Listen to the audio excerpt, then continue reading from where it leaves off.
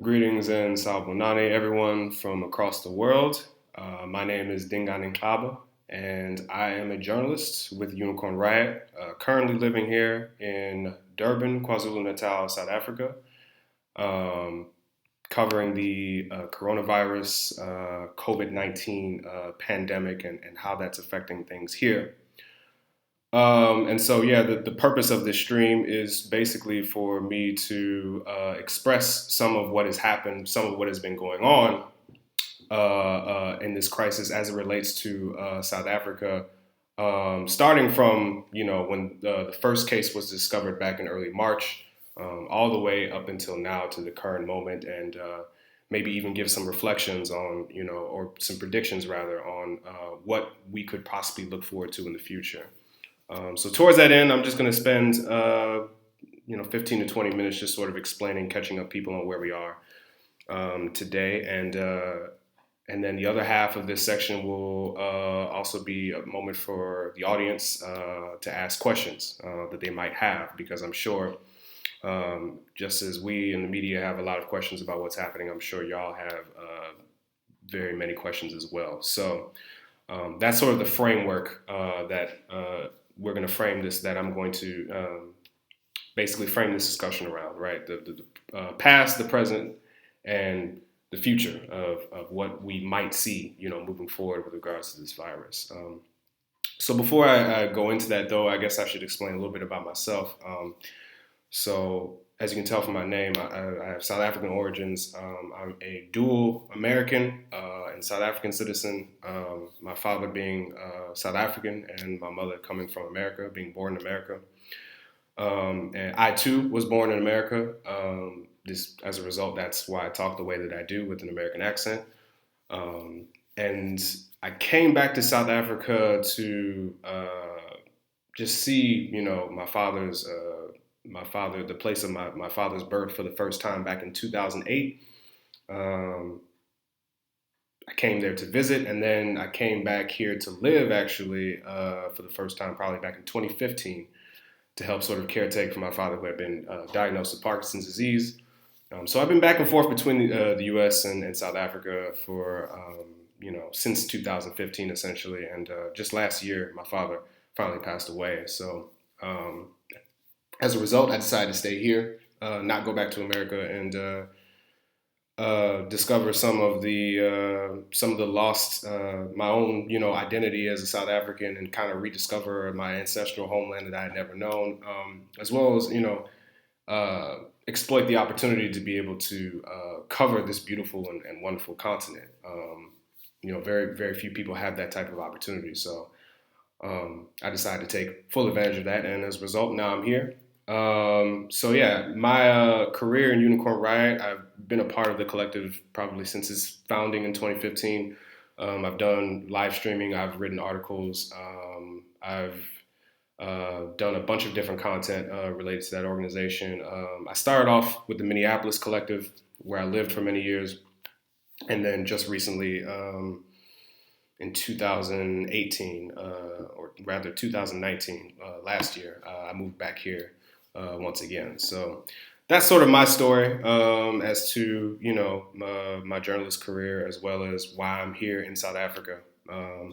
So with all that out the way, just like to spend the next 20 to 15 minutes sort of going over how South Africa has dealt with this coronavirus pandemic. As all of you know, I'm sure, this is an epidemic crisis that has changed the geopolitical and economic landscape of the world. And South Africa has not been able to escape that. In general, I would say that we're not necessarily as bad off as some of the more hard-hit European countries or even America, but we still are under a tremendous amount of economic and very much a health crisis that is very serious. Just going to walk you through sort of the history of what happened. Basically, in March 5th was when the first case was discovered. It was actually discovered in this province, in KwaZulu-Natal. And since then, it has ballooned. It has spread epidemically, exponentially, I should say, We've conducted over about 400,000 tests. There are, to this date, I believe, 12,700 positive cases. We've had over 5,600 recoveries, 238 deaths, and about, as of today, the numbers reflect that we had 665 new cases. So there's been some ebbs and flows in the ways that the virus numbers and the rate of infection has gone up and it has gone down, but it certainly has not stopped. And so actually, most recently, it has definitely gone up a bit.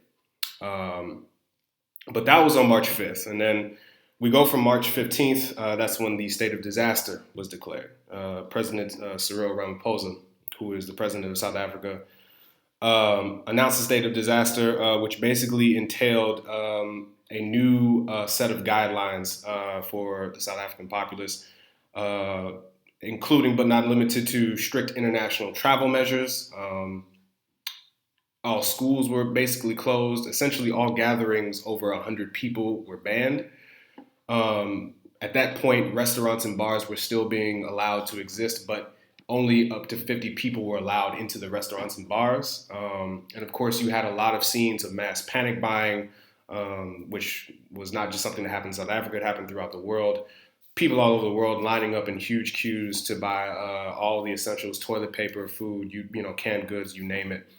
And so that was started. That sort of wave of that wave started hitting us really hard come March 15th.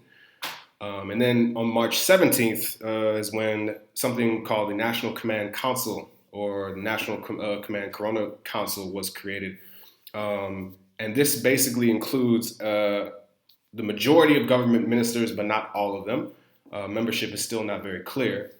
The NCC, for short, includes something else called the NAT Joints, which is National Joint Operational and Intelligence Structure, that is co-chaired by the Secretary of Defense and the police lieutenant.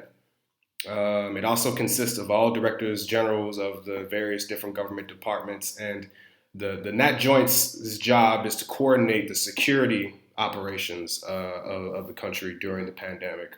Whereas the command council itself is basically to coordinate the entirety of the government's response to the crisis. And so subsequently on March 18th, Parliament was suspended, and this was in accordance with the social distancing rules that were implemented. There wasn't a clear date on exactly how long this suspension would last, when Parliament would be allowed to come back into existence. And in fact, this later on became a major point of contention, which I'll discuss later on down the line. But then on March 23rd is when things started to really heat up, and when we started to enter what was initially being called a 21-day national lockdown. And initially, this lockdown was expected to be going from March of 26, 2020 to April 16th, 2020. And so all of the previous rules before that had been announced as part of the national state of disaster applied in this situation as well, except it was just a little bit stricter. And some of those regulations include, just a complete ban on international travel unless you're a South African who is coming from overseas back home. There wasn't to be no international travel. In fact, that is a regulation that's still in place. Public transport limited between the hours of 5 a.m. to 10 a.m. And I believe 4 p.m. to 8 p.m. There's limitations on how many passengers that you are being allowed to carry. So minibuses will only be allowed to carry 70% of their maximum licensed passenger capacity, provided that passengers actually have face masks on. And then when it comes to private vehicles, no more than 50% of the total capacity. So, for example, if you have a 4-door car, you will only be allowed to carry 2 people in that car, the driver and the passenger, no more than that, right? There was also a very, very controversial ban on the sale of tobacco and alcohol. And which we'll go into further as far as like the political disputes that exist. And then all public gatherings, regardless of what the number is, are pretty much banned. Everything is banned. Any public gathering of any kind cannot occur unless it's for a funeral and unless it's under 50 people. And even those funerals have to go through an extensive bureaucratic permit process that can take some time and involves going to the magistrate, to the judge, and you can only stay with your people for a certain amount of time if you're staying with family, and then you have to go immediately back home. It's not an easy process by any means to go through the approved funeral process, right? So these were changes that were announced within 3 days. We had sort of a 3-day window, to buy up everything that we need to do, and then basically go home and lock down for 21 days. At least that's how it was being billed. And then April 9th comes, and the President Ramaphosa gets up and he announces that the lockdown will be extended for another 2 weeks, right? And this was supposedly because of, the rate of infection was still not under control and not up to the standards that they felt it was necessary in order to relax things. And so it was announced that it would be extended. After that, on April 16th, Parliament resumes, but it resumes under a different structure than it used to. They no longer are able to meet in person to discuss different legislative topics that they need to approve and disapprove, but they now are going to be meeting on teleconferencing apps like Zoom. So basically, this is the electronification of Parliament, essentially. And of course, there were some issues with that as well, which again I will discuss later on with the political disputes. But Parliament, at least at that point, was trying to get itself back on track. And on April 23rd, Ramaphosa announced what he called a risk-adjusted strategy. Basically, it was a plan to gradually ease the restrictions of the lockdown beginning on May 1st. And this time, when he announced when he got up and he announced the current state of where things were at for South Africans, he did not specify an end date for when this lockdown was supposed to, unlike previous announcements where he said 21 days here, another 2 weeks is here. At the end of this, he basically did not give any definitive date as to when this would be over. So, instead, advocating for this phased adjusted strategy. And as part of the phased adjusted strategy, the introduction of a 5-level system basically came about. So, South Africa will now enter sort of depending on how high your rate of infection is or how bad the problem of coronavirus is in your specific locale, you will be assigned a number 1 to 5, right? 5 being the worst level of lockdown, the lockdown that we were currently under at that time, and then 1 being the least restrictive form of lockdown, right? Now, on May 1st, essentially South Africa went into a level 4 lockdown, right? Which differed from the previous level 5 that we were at, which included basically limited hours for exercise. So people are allowed to walk, exercise, do their bicycling between the hours of 6 a.m. and 9 a.m., right? And only within 5 kilometers from their house. So they were allowed to do exercise, but again, with some stringent restrictions, of course. Masks are now mandatory in public. So whenever you go out to a grocery store, whenever you go out anywhere in public, you are expected to wear a mask. It is the law, essentially, to wear a mask. They will not allow you into the shop until you have a mask.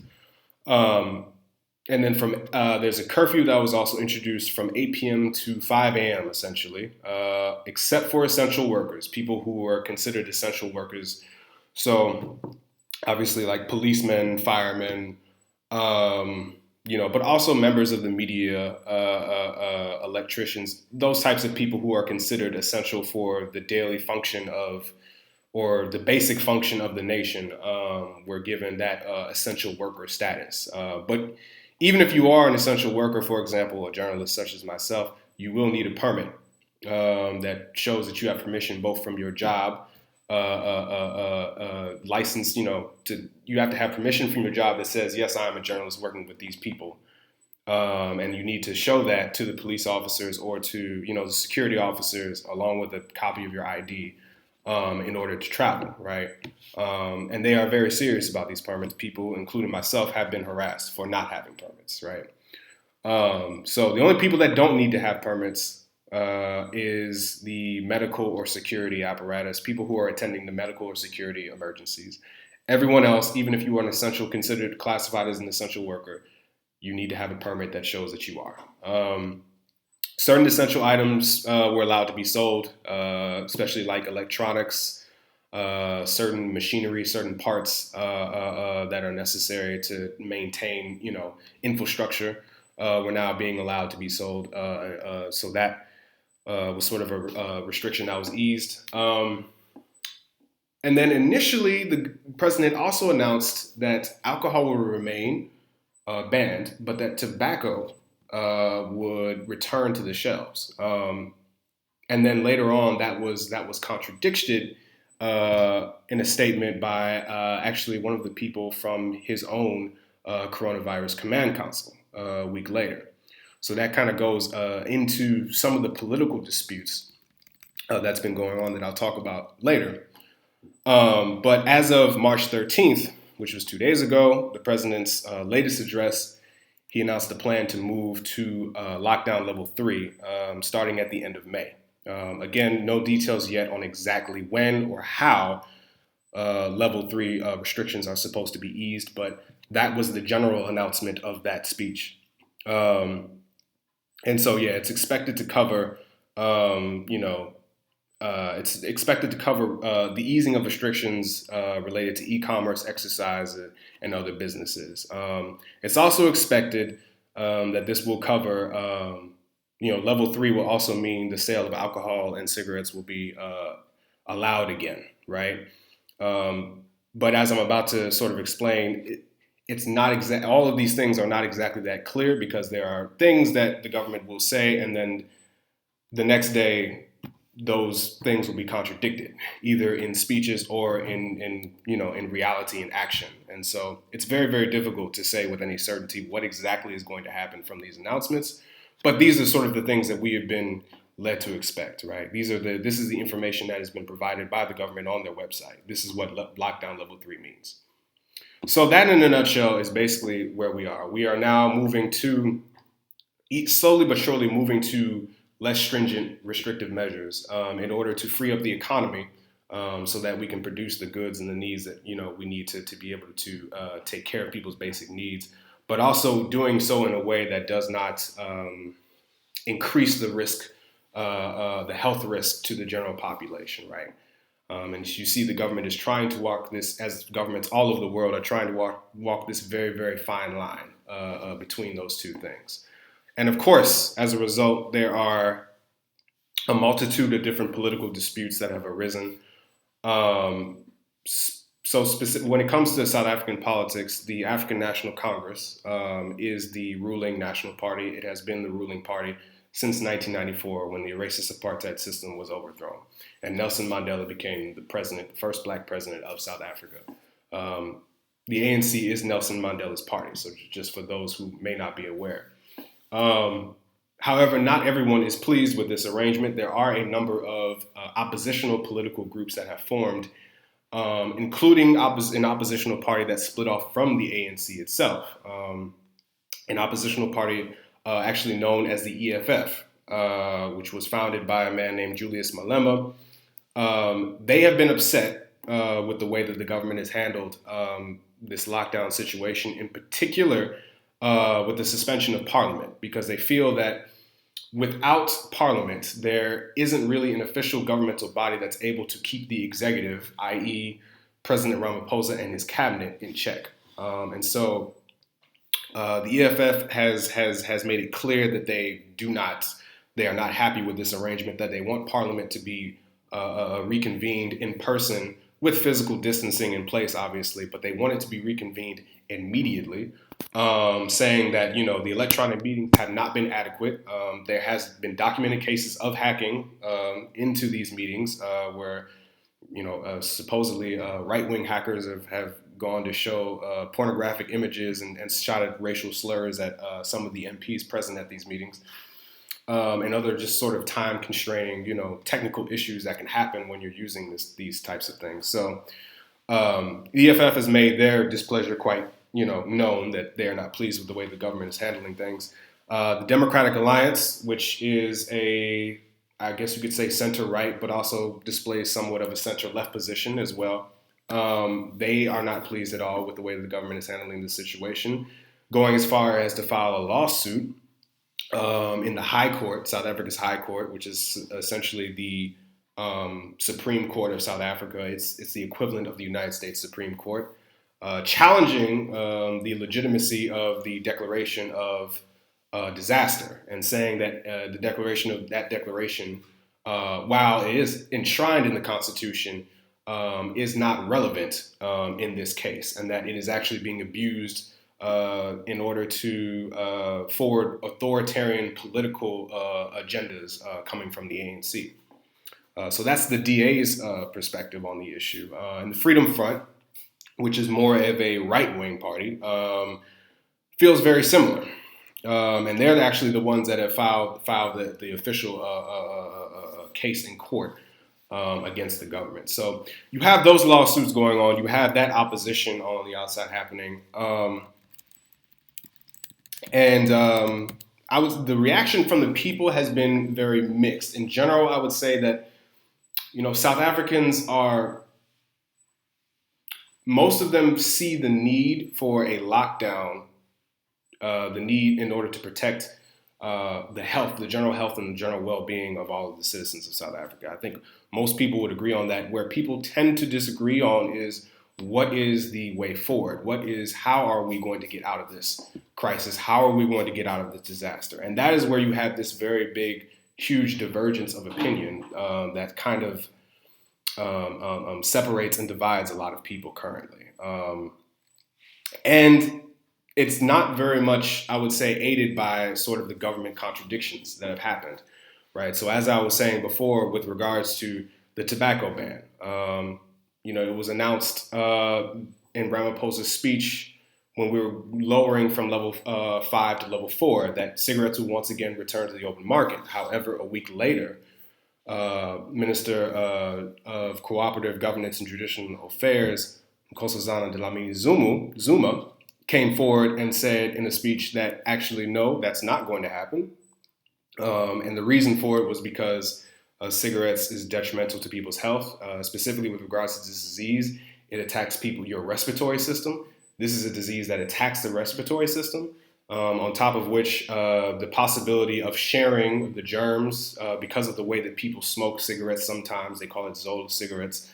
Zola is like a very small, beanie cigarette that you share. People typically share with each other. The way that sometimes South Africans share cigarettes with one another could also act as a way to transmit the disease further. And so she used that as a way to explain basically why the cigarette ban would remain in place. Of course, this was very, very upsetting to all the smokers of South Africa. So much, and of course, the industry, the tobacco industry, did not take very kindly to this. And so they lodged a lawsuit against the government. British Tobacco in particular lodged a lawsuit against the government, claiming that the ban on cigarettes was unconstitutional and that it was not legitimate and that it was overstepping the bounds of government essentially. And so the status of that lawsuit is still pending. Media has reported that there have been some concessions made by government. There have been some discussions going on in the background, but as far as we understand, that lawsuit is still very much pending. And I think it really will kind of depend on what the government's decision is going to be on this issue in at least in the next coming weeks at the end of the month, when we go into our next phase of lockdown. But that's been the response from the tobacco industry, right? And from the smokers, you have, petitions that are going on in the online sphere on Facebook. There was one petition that gathered over 500,000 signatures to get, cigarettes back into the economy. A lot of cigarette smokers that have addictions have been complaining about, the increased levels of depression and the withdrawal symptoms that they've been suffering from as a result of this. And alcohol users have reported sort of the same complaints as well. So there's that end of it, right? Um, in fact, Nkosazana Dlamini Zuma is supposed to be making an announcement um, about the lockdown restrictions and further explaining exactly what level 3 restrictions will mean going forward. So it's expected that she will say that the ban will be lifted. However, as we've seen, there is no telling. One week they say one thing, the next they say something else, right? Nkosazana Dlamini Zuma has her own history against the tobacco industry. She was responsible for introducing legislation that basically outlaws smoking cigarettes in public places, right? Uh, Minister Zuma has been a huge critic of the tobacco industry in general, and has been crusading against the tobacco industry for a long time now. So um, it will be interesting to see, what will be the decision, what will be the way they choose to go forward. But even if cigarettes were to be allowed, you get the sense somehow that it would still be restricted in some way. We'll certainly see. The other sort of contradiction that's happened has come from education.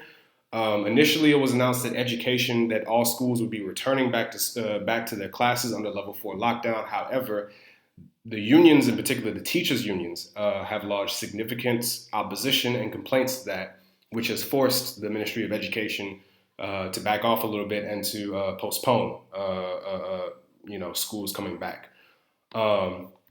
So those are things that have been, retracted. There was the retraction when initially, in the beginning days of the level 5 lockdown, when they were saying, taxis will only be allowed to carry, 50 or 60%, and it'll only be allowed to carry 7 passengers at a time, essentially. And Santaco, which is the South African Taxi Association, basically, they lodged a complaint and they threatened to strike. And as a result, the government was forced to retract and allow, instead of 7 passengers, we will allow 10 as long as they have masks, right? So there's been a number of times when the government has retracted its position due to public pressure or simply due to confusion about, or intergovernmental disputes, over how this crisis is to be managed. And so it's a very, very unstable, it's a very, very unpredictable situation. It's not one that I think that you can say any day of the week is going to go a certain way or another. And then finally, we have the issue of excessive force and police brutality. And this has been a major issue ever since the lockdown was initiated. There have been numerous reports of excessive force by the South African National Defense Forces, which has been deployed in its entirety, over 70,000 troops across South Africa, police forces as well. Most of the police and army presence has been concentrated within the townships. And for those that don't know, townships in South Africa are basically densely populated, underdeveloped, and racially segregated areas that are a legacy of the apartheid era.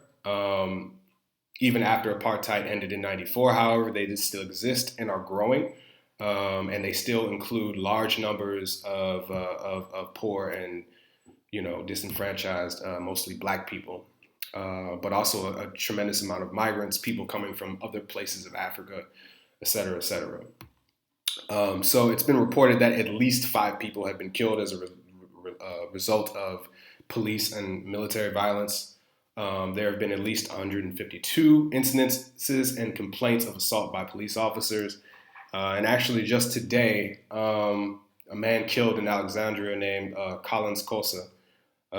His family got one step closer to justice when the South African High Court basically decided to suspend the SNDF soldiers that were present during his killing, and also ordered an investigation into his murder, pending the investigation into his murder.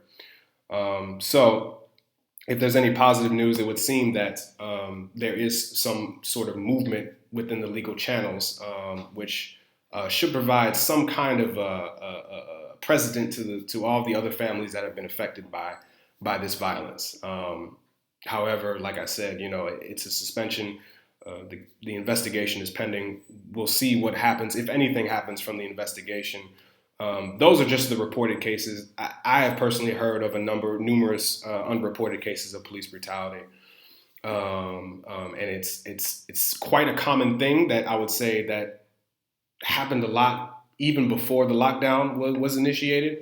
Police brutality was not like a strange and unknown thing in South Africa, and as a result of this new situation, and trying to enforce the law in the townships especially has always been a challenge. But now with this new situation, especially with people being so packed together, it's very, very difficult for people in those places to observe social distancing. And so as a result, yes, the security forces tend to be concentrated mostly on those areas.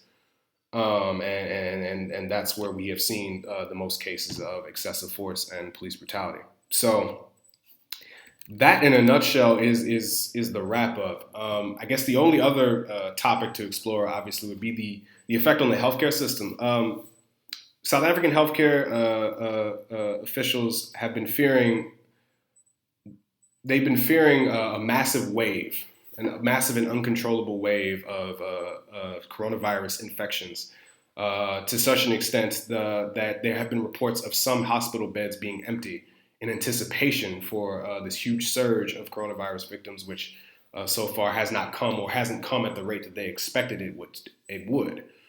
And which is an understandable situation because, the fear all around the world is that this is a virus that could very easily overwhelm healthcare systems the world over, right? And so South Africa, especially having a weak healthcare system and understanding that, especially in the townships, they have been very, very careful and very, very, taking all the necessary steps to make sure that, their healthcare system does not get completely overwhelmed, right?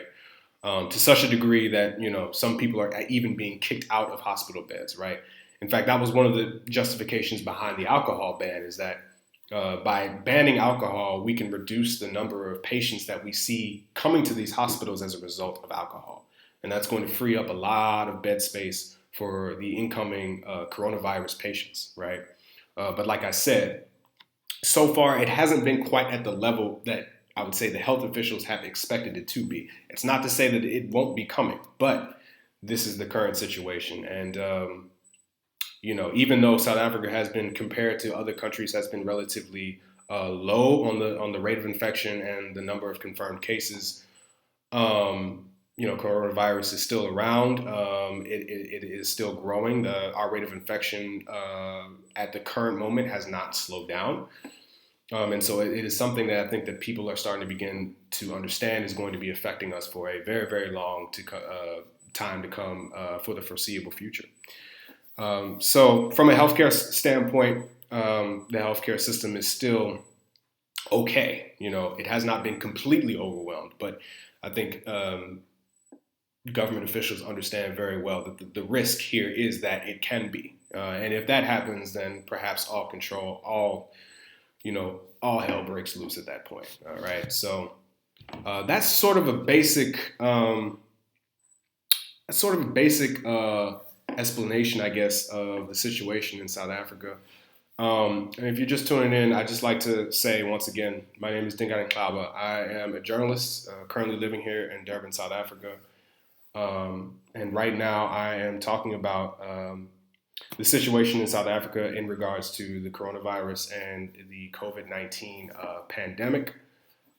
Just to give you a good idea of the statistics, again, we've conducted about over 500,000 tests. Currently, we have over 12,000 confirmed cases and a little over 260 deaths, right? So, again, comparatively speaking to other countries, South Africa is not quite as bad as the US or as Italy or some of the higher impacted countries, but we are still at risk, especially when it comes to areas where there isn't a whole lot of infrastructure, areas like the townships, especially the poor areas of South Africa where there just isn't a whole lot of healthcare infrastructure, where there isn't, it's really not even possible to observe social distancing because of the high density of population of people living in one area,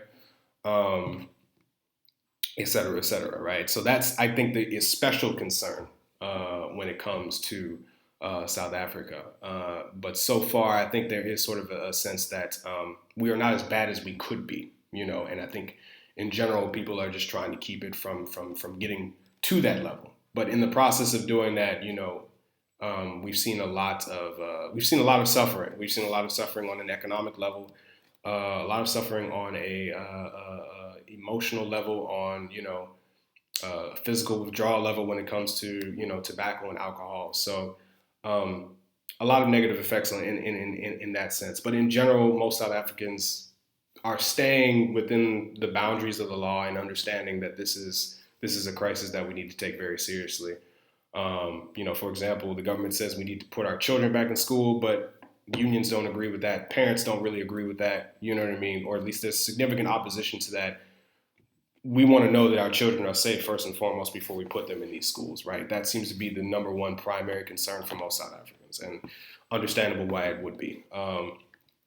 So, yeah, in general, I would say, that's sort of the precarious situation that we find ourselves in. Locally here in Durban, hasn't actually been that bad. It's been very, very quiet for the most part.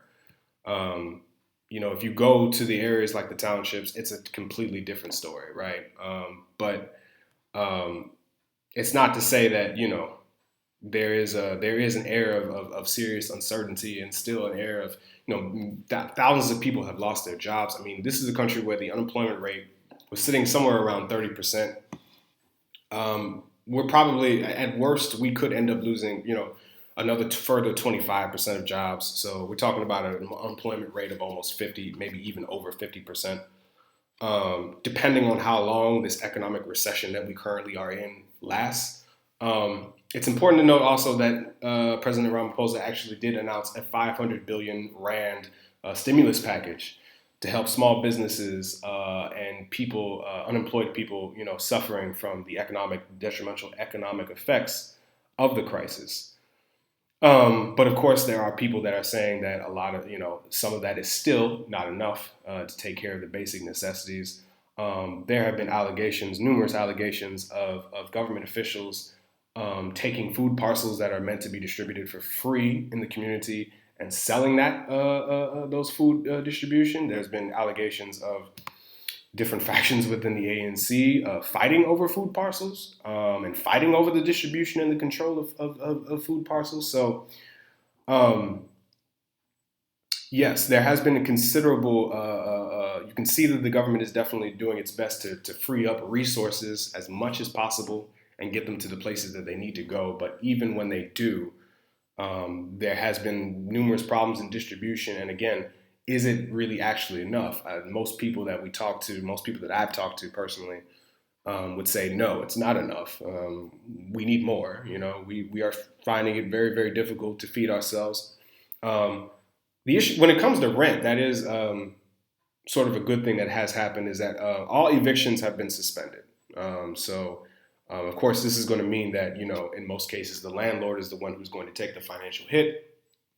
But the logic and the rationale behind that is that if the tenant does not have the money to pay the rent, then it's not going to matter anyway. It's probably going to cost more to evict this person for money that they don't have, and then bring in someone else who probably is in a similar situation. So I think the government sort of realized that that was a necessary thing, that housing and paying rent was going to be an especially difficult, if not impossible, challenge for many, many more millions of South Africans. And so as a result, they decided to sort of pardon that for a certain amount of time. I am not entirely clear how long that window is supposed to extend, but that is one thing that I guess we have going for us that other nations do not, which is, a temporary pause on evictions until the crisis is resolved. So yeah, at this point, I guess I'll just open up the floor for any questions that people might have. So far, there haven't been any. But in general, yes, my name is Dingane. I'm reporting here from Durban, South Africa. I've done a couple of different stories here in South Africa. The first one I actually covered was about the Green Camp, which is by this guy named Rhulani Longwa. And Rhulani is a man who came from very humble backgrounds in Mlazi.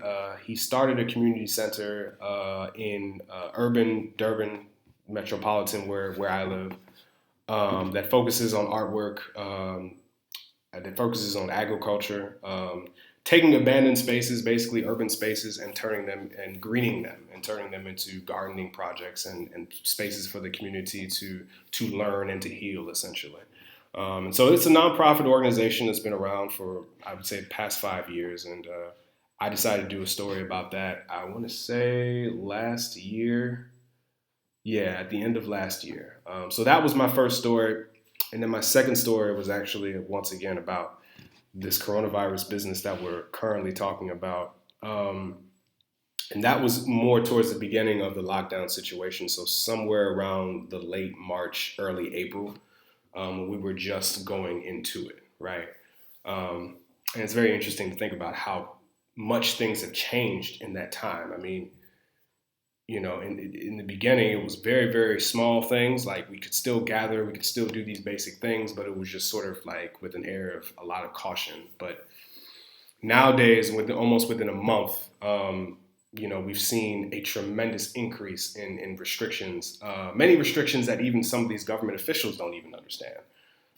It's just been a very, very confusing process, I think, for a lot of different people. And really, that's why the need for independent and accurate independent media is so necessary in these days and times because, even for the media, it's hard for us to do our jobs, right? It's hard for us to go out and get these different stories. And if you're not a major news media corporation, especially, it was always hard for people like us to do those jobs, but now even more so with the permit situation, you have to have a permit to go out and cover these stories.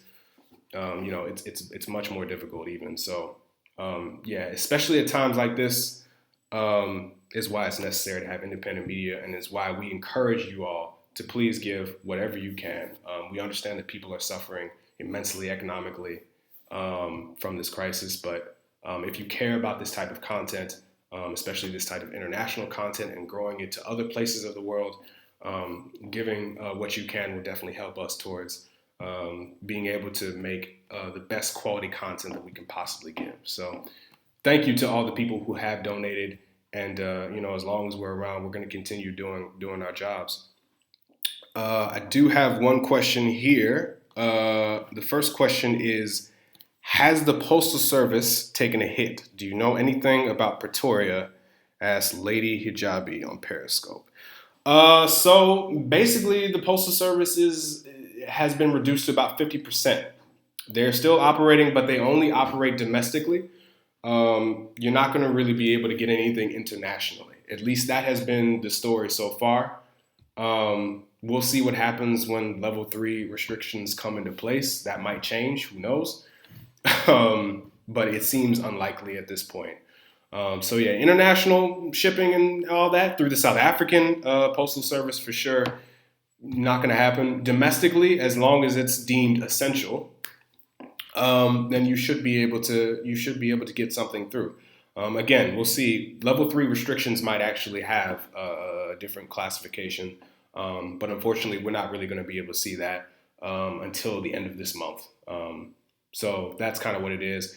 I'm not based in Pretoria, so I have no idea, especially how it works over there. But I would assume the South African Postal Service is pretty much the same everywhere. So I would assume it's a very similar situation. Now, the other thing that I maybe didn't mention is that, when the different levels of restrictions come into effect, that might play a part as well, right? So Pretoria has been affected a little bit less than we have, right? Our rate of infection is a little bit higher than Pretoria's, from what I understand. So as part of this new phased adjusted strategy, certain areas will be listed as, for example, the densely populated areas where the infection rate is high, like here in Johannesburg and Cape Town, will be the highest level, will be level 4, right? But other areas, or Western Cape especially, that would be level 4. But other areas that are more rural and not as densely populated, they might be level 3, or they might be even lower than that, right? So at the end of the month, if we're to assume the reports are true, we're going to be looking at a situation where not all areas in the country will be treated the same. Different provincial areas will have different levels of lockdown and different classifications. So, come the end of the month, yes, things might look very, very different in Pretoria than they do in Durban. It's hard to say, but that is definitely something to keep an eye on. Question 2: how long has it taken for hospitalized people to recover in South Africa? Ask Rebirth Alice on Periscope. That is a great question. I'm not entirely sure. I know that the recoveries, I want to say, have been somewhere around 5,000. We've had 12,000 cases so far, right? And I believe that most of those people have recovered, as is the case. Yeah, 12,000 positive cases so far, 5,000 recorded recoveries, right? And only 238 deaths. So most people actually do recover. How long it takes to recover, I think it depends probably upon the rate of your immune system, how strong your immune system is able to fight off the virus. Whether it's able to fight it off at all. Obviously, there are some people, who have died that just were not able to, their immune systems were just not able to cope and were not able to deal with it. And as a result, they perished. So I think it comes down to, if I had to guess, it's a case by case basis. It all depends on how strong your immune system is. But the good thing is so far that, people by and large are recovering. There's questions about whether or not, if you catch it one time, will you catch it again? There have been reports of the virus mutating and becoming a whole different strain. And some people will get the virus twice. They'll get it one time, they'll recover, and then they'll get a totally different version that's mutated, and there have been isolated reports of that, at least. I have not confirmed that, but it certainly is possible. Viruses have done these things. Viruses definitely mutate. This is a virus. This specific strain is one that has been mutating for a long time now. So, I think it all depends on a case-by-case basis. But by and large, like I said, the healthcare here in South Africa has not been to the point where it's completely overwhelmed. It definitely has been under a tremendous amount of stress, though. There is no doubt about that. I would say that right now we are kind of struggling to get the tests out to where they need to be. That seems to be the biggest challenge right now. Allocating the right amount of tests and then getting them to the areas, especially in the townships, where we need to have a heavy focus and concentration of testing going on. That seems to be some of the biggest issues that we're having currently. Again, there have been over 400,000 tests conducted. So that is a very, very large number. But in a population of South Africa is at least, I want to say 50 million people, you get the sense that maybe we could be doing a little bit more. We could be doing a little bit higher. And there have been, some complaints and some criticisms, actually, about the rate of testing, about the accuracy of testing, how widespread is this testing actually happening? You know what I'm saying? Do we have an adequate understanding of where the hotspots are? There has been a bit of criticism on the government's response when it comes to this health situation. That's kind of a long-winded answer of saying I'm not really sure, but I would guess that yes, it's completely on an individual basis. Question 3: are there any U.S. government health officials in the country? As Painted Wink on YouTube. There are none that I know of, no. But there actually, interestingly enough, there are Cubans here. Now, for those that don't know, the Cuban healthcare system is actually one of the most advanced, or at least one of the most well-known in the world, despite the fact that the Cubans have been under an economic embargo since the 1960s by the United States, which has severely limited the functioning of their economy. They have found ways, however, to make themselves a medical beacon, if you will, for the international community. Many people, even in America, go to school in Cuba to learn to become doctors. Cuba is well known for exporting its doctors to, badly hit countries, third world countries in particular, where the healthcare systems might not be very advanced, as a sort of a humanitarian gesture, if you will, but also some would allege as a form of propaganda, if you will. So the relationship between, when it comes to South Africa, Cuban doctors in South Africa, the relationship between South Africa and Cuba is very tight. It has been very tight. I would say, since the struggle for independence, the South African struggle for independence, the days when the African National Congress was fighting the apartheid government um, in all across Africa. Cuba was well known for supporting and aiding the African National Congress and other African liberation movements as well. And one of the ways that they did that was by sending weapons, but as well as medical doctors, as well as anything that they could send materially to help those liberation movements. That is a relationship between the ANC and the Cuban government that has continued even to this day. And as a result, I think somewhere hundreds of Cuban doctors, I'm not entirely sure the exact number, but at least hundreds of Cuban doctors are presently here assisting our healthcare system. And of course, it's fair to also note that this has been met with some political disagreement, with some political criticism, specifically from the Democratic Alliance. They are not pleased with it because they feel as though these Cuban doctors that are aiding South Africans could have been replaced, or we could have used medical students from South Africa could have been used in the place of these Cuban doctors, right? The money that we spent flying them out and taking care of their accommodations, and the money that the South African government spent on accommodating these Cuban doctors, we could have spent the same money on our own domestic. The argument is that we could have spent that same money on our own domestic healthcare students, which could be a valid criticism depending on where you fall. But that is sort of the response from the DA, at least. So no, to my understanding, though, no, there are no foreign healthcare officials that I know of in America, in South Africa, besides the Cubans. It's entirely possible that there's probably some American researchers, at least. You would imagine that the international community, specifically through the WHO, the World Health Organization, you would imagine that they would be coordinating on some kind of level, right? And part of that coordination might be the sharing of medical personnel, right? It's not uncommon to see that. How far and how deep that cooperation extends is anyone's guess at this point. I'm not entirely sure. I do know that the Americans actually donated respirators. They donated respirators to South Africa. I forget exactly what the date of that donation was said to have taken place, but to my understanding, that has been sort of the extent of American help in South Africa.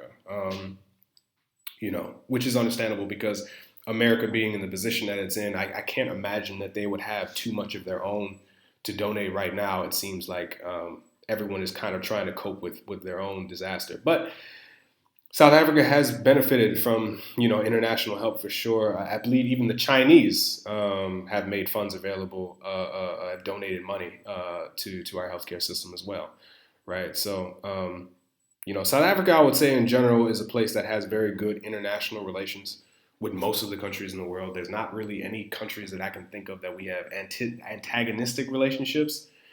And that probably is just due to the fact being located where we are and being sort of the economic hub of Africa. A lot of international corporations and a lot of businesses look at South Africa as sort of the conduit or the entry place into the rest of Africa, right? Because we have one of the more advanced economies in Africa. And so as a result, we tend to have very, very good international relations, right? Because everyone sort of wants to get along with us and do business and make money here. So in general, yes, the international cooperation has been pretty good. But no, to my understanding, I haven't seen any too much more American assistance beyond that generous donation of respirators, right? Which was incredibly generous, especially at a time like this when America is suffering more than any other country in the world. So that is quite impressive. So yeah, I think that does it for questions. And I think I've covered basically everything that's going on, but just in a nutshell, to move on and sort of finish things out, what to expect. It's difficult to know exactly what to expect at this point, just because the status quo of where things are is unlikely to change unless we are to get a vaccine, right? Government has always been, or a lot of these officials have always been quite clear that this is not something that we really, or at least medical professionals have been clear to say, this isn't something that we expect to eradicate completely. There is no cure for this currently. If we were to get a vaccine, things might change. But as it is now, these government restrictions, the best that they can do is curb the rate of infection, which means to slow down and buy us time so that we are able to cope and we are able to keep up with the virus. You know what I mean? And at least have as best of a handle on it as much as we can and save lives ultimately, right? So at the very most, government, the only thing that we can do is do our best on a governmental level, on a social level, to sort of curb the rate of infection. But at the end of the day, no matter what the numbers say, the coronavirus will always be around. It's always going to be existing until we find some sort of antibody, some kind of sign of serious vaccines that can drastically reduce, this virus's infectability of people. So it's hard to say what is going to be coming, especially when government says one thing and the story changes the next day, the next week, sometimes the next hour, right? It's hard to say what's going to happen in those types of situations when so much has changed in less than a month. But it seems that, until there is a vaccine that is found, more or less, we're going to go up and down in the numbers and we're going to go up and down in these restrictions. But until a vaccine is found, it seems unlikely that all restrictions at least, and life as normal as you will is going to be returning anytime soon. So I don't really actually have the answers to that. I don't know what to predict with this disease when it comes to the current state that we're in. I think the only thing that we can kind of try to do is to help reduce the rate of infection, to try and survive on an economic level, to try and make sure that we have enough resources and get them to the people that need them. To try and find alternative work wherever it may exist. Long term, that's kind of the challenge that South Africa is dealing with right now. And it's a situation that the world is dealing with right now. So that's kind of what the government is trying to do. I think that's what people ultimately want. But how we get there, again, is the huge question in this one. We don't have the answers, of course, but as always, we'll continue to keep reporting as much as we can from the front line. Whatever we know, we'll be sure to report that as we always do, independent of all corporate media. We are very, very explicitly non-corporate funding. We are funded completely, entirely by our viewership because we understand that those ultimately are the people that we are beholden to. Those are the people that we answer to. We don't want to be, we don't want to mince our words or to try and censor ourselves for anyone's corporate agenda, right? And especially now at this time, I feel like that type of media is very, very, very necessary. So again, if you have anything to donate to the cause, please do that. Go to our website. There's a donate link page. You can go there. You can donate either with cryptocurrency or you can use PayPal as well. We very much appreciate reoccurring donors because that helps us become more financially stable. But if you can't do that, $1, $2, $15, $50, whatever you can afford, we very much appreciate it. As we say in this country, Siyabonga Kakulu, we are very, very thankful for anything that you can provide in these very, very difficult times. Once again, we'll try to keep providing the most accurate, up-to-date information that we can on the crisis. This is our first time doing this live broadcast, so things were a little bit rough around the edges, but, be patient with us, of course. We're going to try and even that out, and hopefully, this is the first international live broadcast, but it definitely won't be the same. So I just want to say a special thanks to my production team, everyone across the world, for allowing me to be here and to be able to say these things and to communicate these things, and stay informed, be safe. Peace and love, y'all.